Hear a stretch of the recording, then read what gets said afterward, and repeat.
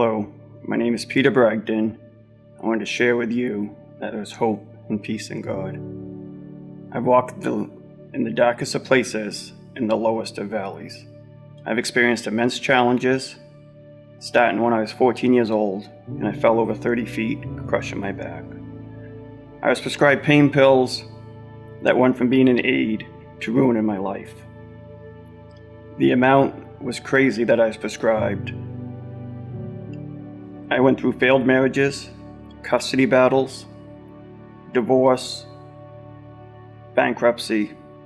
I was eaten from a food kitchen, repossession, and most embarrassingly, jail. I was at rock bottom.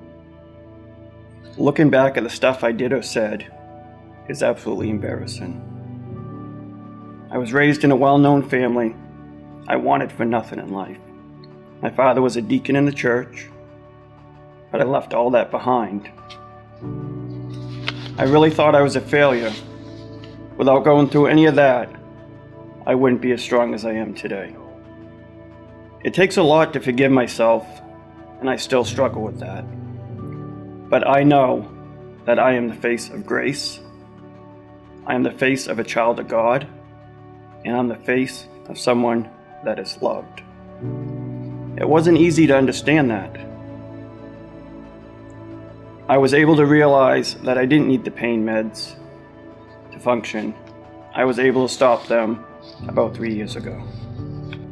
I've had 18 surgeries throughout my life.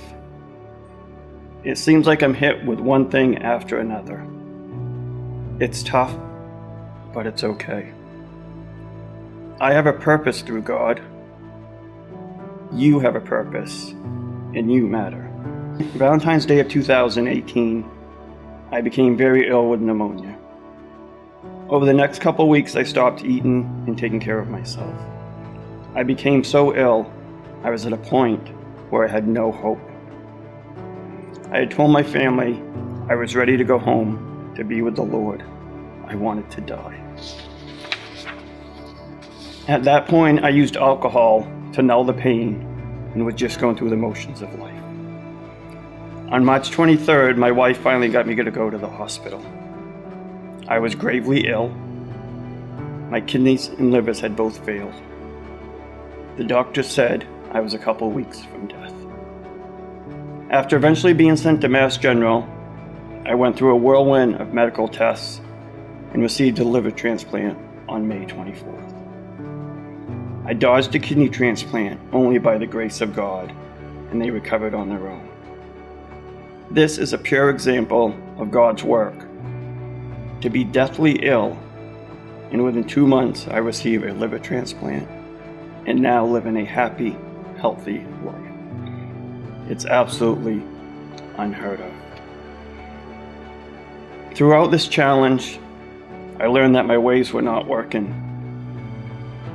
Allowing God to be in control has brought me to a point in life that I never would have seen. It's truly difficult not to be in control, but things work much better when Peter's not the boss.